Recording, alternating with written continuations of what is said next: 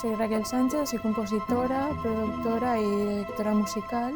Empecé a componer en el Conservatorio Profesional de Música en Llíria, en una asignatura de audiovisuales, porque estábamos haciendo la realización de un audiovisual y me llamó mucho la atención y empecé a hacer la banda sonora del cortometraje que estábamos haciendo. Y al año siguiente hice la asignatura de Fundamentos de Composición, también en el Conservatorio Profesional, y a partir de ahí decidí que quería hacerlo profesionalmente y entonces realicé la carrera de composición en el Conservatorio Superior de Castellón.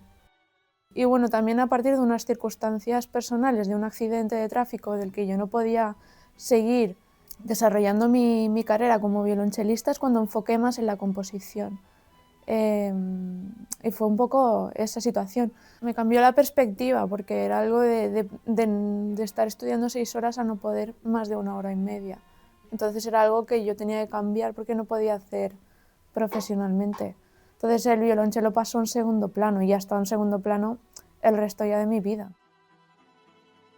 Yo siempre he enfocado en componer para algo y me picó la curiosidad al hacer ese cortometraje y al empezar a poner música a algo, a ayudar a contar algo, un mensaje y ayudar a la imagen.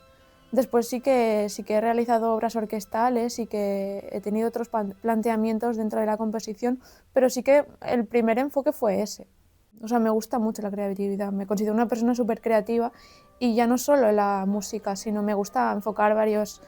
Mi vida siempre ha estado ligado mucho a la danza también, me ha gustado explorar muchos lenguajes y al final crear un lenguaje común para crear un mensaje más potente y al final juntar como varias herramientas. Por eso siempre he estado haciendo también pues un poco de productora audiovisual o he escrito cosas o me he ido un poco a la danza y luego al cine. Para mí es diferente dependiendo del proyecto, o sea, depende de lo que vaya a hacer y depende si es un encargo o es algo que yo haga por mi parte, ¿no? Yo he creado mucho a través de mis propios sentimientos y lo que me estaba pasando por dentro. Y lo he exteriorizado a partir de tocar y de ir anotando un motivo y luego ya lo he desarrollado. Así tengo una obra que empezó con un motivo de piano y luego se ha convertido en una obra de 15 minutos de banda que no tiene nada que ver. Pero bueno, surgió de ahí. La cosa diferente es cuando ves un encargo, porque ya no viene de ti, sino tienes que ir a buscar ese proceso, tienes que ir a documentarte, o en el caso de una banda sonora, pues leerte el guión, ver imágenes, hablar mucho con el director, porque ya no es tu enfoque, sino el enfoque de otra persona, y al final tienes que estar dentro de la cabeza de esa persona y ver qué quiere hacer esa persona. Y lo difícil es que al final no dejes de ser tú, no dejes de ser Raquel Sánchez haciendo algo para tal persona.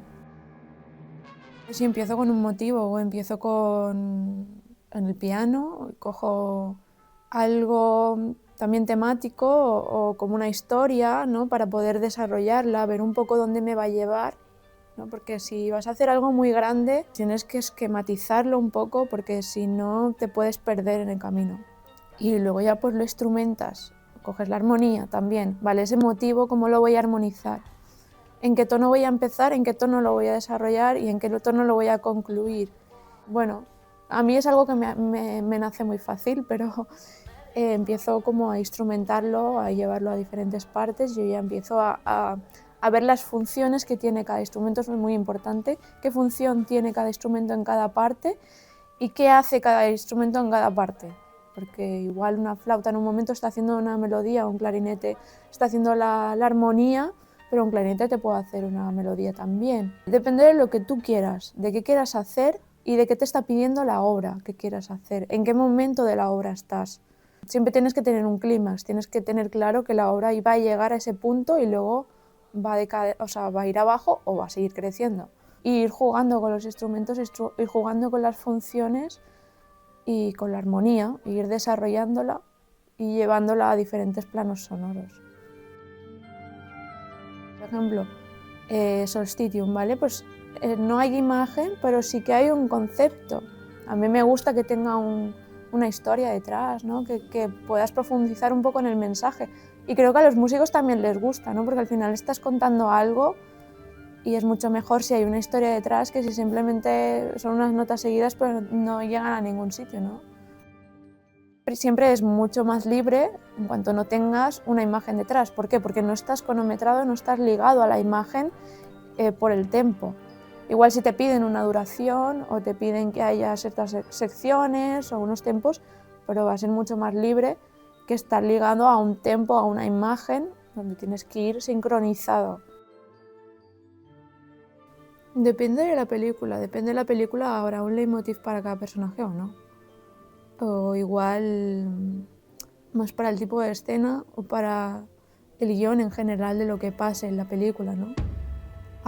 En Escañapobres había una música enlazada al plano general de la película, a lo que pasaba, porque la música evolucionaba al igual que la película evolucionaba, de mucho más campestre a mucho más orgánico con instrumentos, a irnos a los sintes, a una música más futurista, pero porque la película iba también, tenía una transformación, entonces tienes que entender el contexto.